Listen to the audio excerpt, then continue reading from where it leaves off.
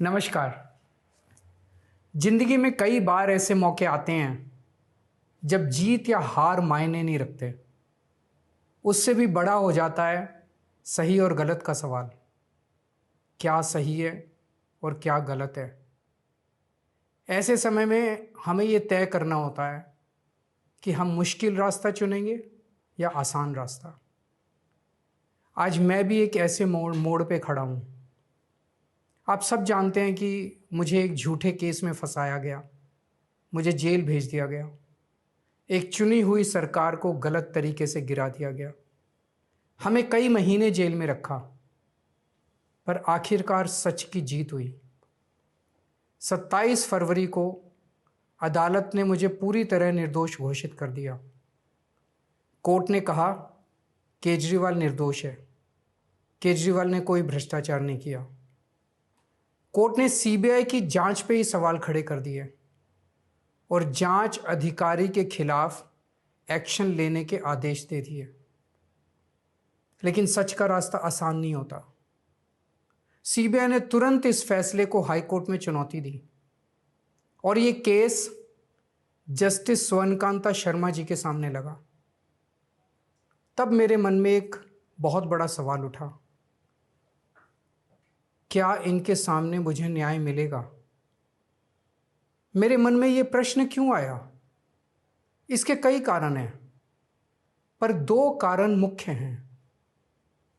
पहला कारण ये कि आरएसएस की जिस विचारधारा वाली सरकार ने झूठे आरोप लगा के मुझे जेल डाला, जज साहिबा ने स्वयं माना है कि उस विचारधारा से जुड़े संगठन अखिल भारतीय अधिवक्ता परिषद के मंचों पे वे कई बार जाती रही हैं।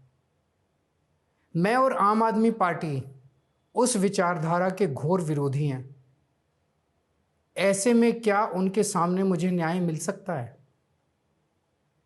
दूसरा कारण कन्फ्लिक्ट ऑफ इंटरेस्ट। कोर्ट में मेरे विपक्ष में केंद्र सरकार की सीबीआई है और जस्टिस स्वर्णकांता जी के दोनों बच्चे केंद्र सरकार में काम करते हैं। उनके दोनों बच्चे केंद्र सरकार के वकीलों के पैनल में हैं। हमारे सामने कोर्ट में दूसरी ओर से वकील हैं सॉलिसिटर जनरल श्री तुषार मेहता जी। तुषार मेहता जी दोनों बच्चों को केस देते हैं। उन्हें कितने केस मिलेंगे, कौन से केस मिलेंगे, ये तुषार मेहता जी तय करते हैं। भारत सरकार के पैनल में लगभग 700 के करीब वकील हैं, लेकिन जस्टिस स्वर्णकांता जी के बेटे सबसे ज़्यादा केस पाने वाले वकीलों में से एक हैं।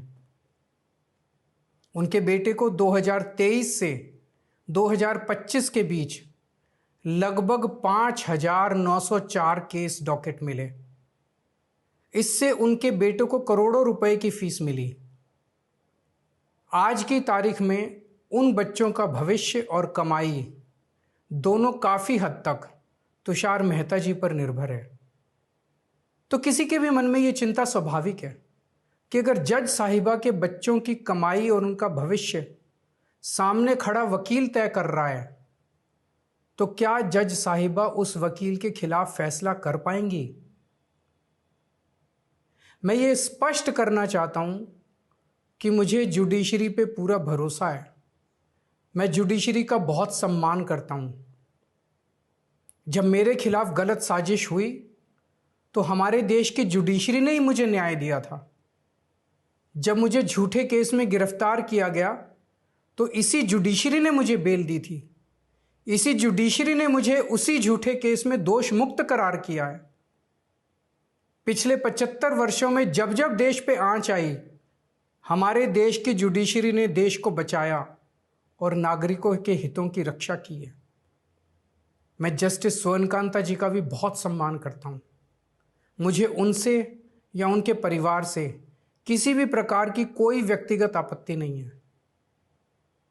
लेकिन न्याय का एक बहुत बड़ा सिद्धांत है, justice should not only be done but should also be seen to be done.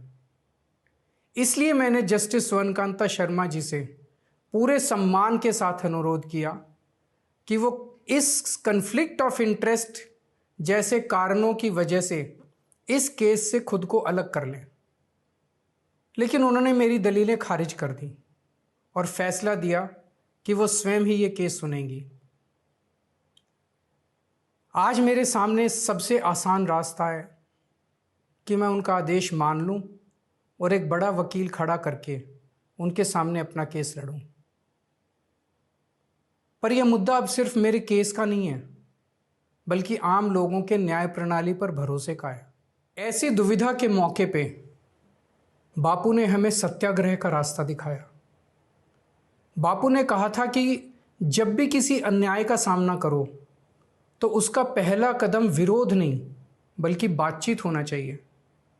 अपनी बात अन्याय करने वाले के सामने पूरी विनम्रता के साथ रखनी चाहिए और उसे सुधारने का पूरा मौका देना चाहिए। सारी कोशिशों के बाद भी अगर न्याय ना मिले तो अंतरात्मा की आवाज़ सुनो। यदि अंतरात्मा की आवाज़ कहती है कि न्याय नहीं हुआ, तो शांति और विनम्रता के साथ सत्याग्रह करना चाहिए। फिर उसके जो भी परिणाम हों वो सहर्ष स्वीकार करने चाहिए। पर इस पूरे प्रकरण में अन्याय करने वाले व्यक्ति के प्रति किसी भी प्रकार की नफरत या गुस्सा नहीं होना चाहिए। मैंने भी बातचीत से शुरुआत की, पूरी निष्ठा और विनम्रता के साथ जस्टिस स्वर्णकांता जी के सामने अपनी बात रखी, उन्हें इस केस से अलग होने के लिए याचना की। मैंने आग्रह किया कि मेरा केस हाई कोर्ट के किसी भी अन्य जज द्वारा सुन लिया जाए, लेकिन उन्होंने मेरी प्रार्थना अस्वीकार कर दी। उन्होंने फैसला दिया कि वे अपने आप को इस मामले से अलग नहीं करेंगी और ये केस वो स्वयं ही सुनेंगी। उनके दिए गए इस फैसले से मैं पूरी विनम्रता पूर्वक असहमत हूँ। इस पूरे घटनाक्रम के बाद मेरी आशंका और गहरी हो गई है कि क्या उनके सामने मुझे न्याय मिलेगा। बापू के दिखाए रास्ते पर चलते हुए सत्याग्रह की भावना से अब मैंने फैसला किया है कि मैं इस केस में जस्टिस स्वर्णकांता जी के कोर्ट में ना तो स्वयं पेश होऊंगा और ना ही मेरी तरफ से कोई वकील पैरवी करेगा। जस्टिस स्वर्णकांता जी जो भी फैसला सुनाएंगे उस पर समय आने पर मेरे जो भी कानूनी अधिकार हैं, जैसे सुप्रीम कोर्ट में चुनौती देना आदि, वो सभी कदम लेने के लिए मैं स्वतंत्र हूँ।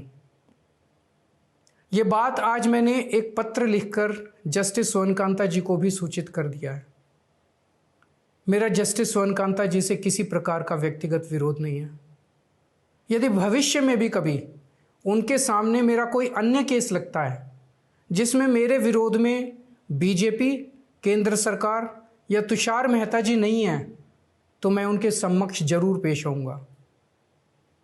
आप पूछ सकते हैं कि यदि मैं जस्टिस स्वर्णकांता जी के रिक्यूजल ऑर्डर से असहमत हूं तो उसके खिलाफ सुप्रीम कोर्ट क्यों नहीं जा रहा। उसकी तैयारी कर रहा हूं। ये पूरा मामला बहुत नाजुक और संवेदनशील है।